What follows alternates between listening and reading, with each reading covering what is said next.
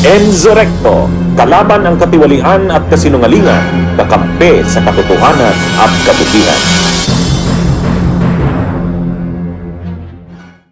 Nagbabala ang Malacanang sa isang audio deepfake ni Pangulong Ferdinand Marcos Jr. na kumalat sa isang video streaming platform.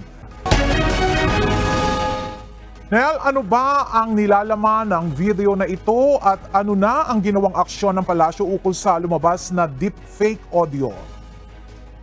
Sila nakikipag-ugnay na ang Malacanang sa Department of Information and Communications Technology, National Security Council, National Cybersecurity Interagency Committee at iba pang private sector stakeholders upang makasolusyonan ang pagkalat ng malisyosong paggamit ng video at audio deepfakes at iba pang artificial intelligence o AI content. Kasunod ito ng pagpo-post at pagkalat ng isang video content sa isang video streaming platform na nagmanipula ng audio na kaboses ni Pangulong Ferdinand Marcos Jr. Maririnig sa naturang deepfake audio ang umano'y pag-uutos ng Pangulo sa sandatahang lakas ng Pilipinas na kumilos laban sa isang partikular na dayuhang bansa. Binigyan din ng Malacanang na walang iiral na ganitong direktiba. Ang deepfakes ay isang advanced na anyo ng digital content manipulation gamit ang Generative Artificial Intelligence o AI.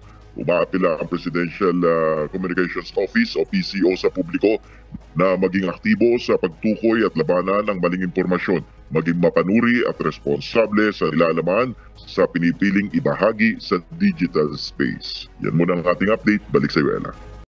Sabi ko sa ating mga magigiting na sundalo, gumanti sa China kung kinakailangan.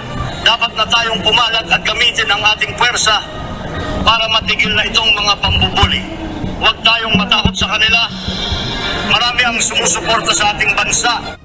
Ipinarinig ni Department of Information and Communications Technology o DICT Undersecretary for Cybersecurity Jeffrey Ian D. sa media kanina ang kumalat na audio na katunog ng boses ni Pangulong Ferdinand Marcos Jr. Maririnig dito na ipinag-utos ng Pangulo na gumanti partikular ang militar laban sa China pagdating sa issue ng West Philippine Sea. Kung pakikinggan, aakalain mo na talagang si PBBM ang nagsasalita sa recording. Ngunit binigyang diin at nilinaw ng DICT na peke at artificial intelligence o AI generated ang boses ng Pangulo. It is fake. It is not the President's voice. Kinumpirma rin ng Presidential Communications Office o PCO na peke ito. Ipinabura na ang audio-video mula sa social media platform na YouTube pero mayroon pa rin anyang ibang lumitaw na kopya nito. Bunso nito, makikipagtulungan ang DICT sa ibang mga ahensya ng pamahalaan tulad ng National Bureau of Investigation o NBI at Philippine National Police o PNP para maimbestigahan kung sino ang nasa likod nito. Sakaling matunto nila ang mga gumawa at nagpakalat nito, posibleng kasuhan ng paglabag sa cybercrime law. We don't have any leads yet. Don't worry, we'll let you know.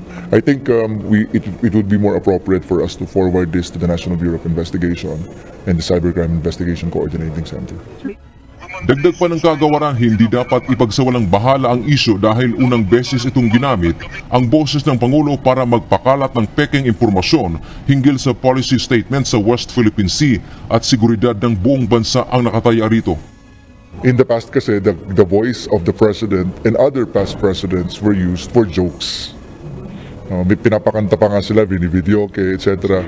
Sumasayaw. These are harmless.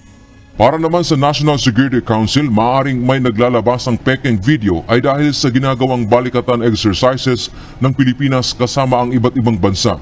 Paglilinaw ng NSC, walang paghahanda para sa gyera at ang balikatan exercises ay bahagi lang ng kasunduan sa ating mga kaalyadong bansa. This is not a prelude to war. This is just a preparation of both countries for whatever threat there may be in accordance with the Mutual Defense Treaty. Bunyog, bunyog, halikan na kasama ka. Bunyog, kapag buklod ay may pag-asa. Luzon, Visayas, Mindanao, isa ang pananaw. Sa bagong Pilipinas ang bunyog isisigaw.